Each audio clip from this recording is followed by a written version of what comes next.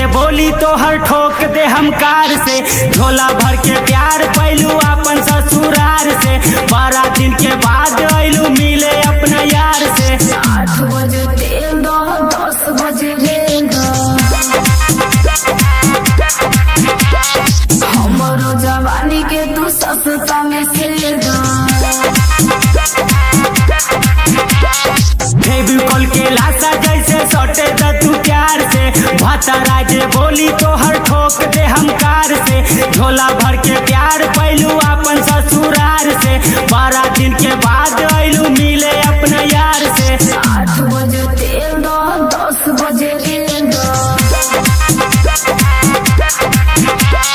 हमरो जवानी के तू सस्ता में सेल दो।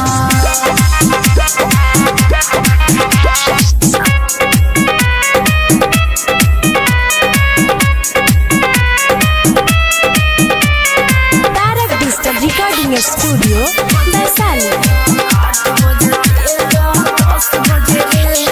हाली हाली चुमा राजा हमरो तो गाल। जदी केहू देख ली तो हो जाई बवाल।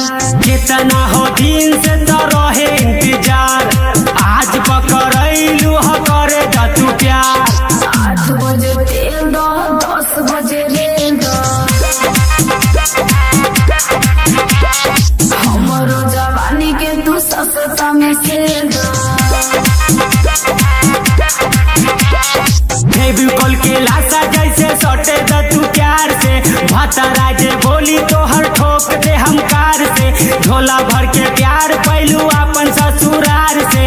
12 दिन के बाद ऐलू मिले अपना यार से। 8 बजे तेल दो 10 बजे रेल दो।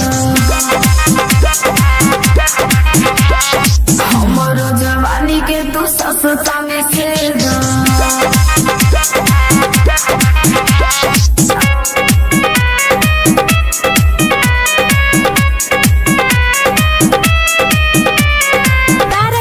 Recording studio Vaishali.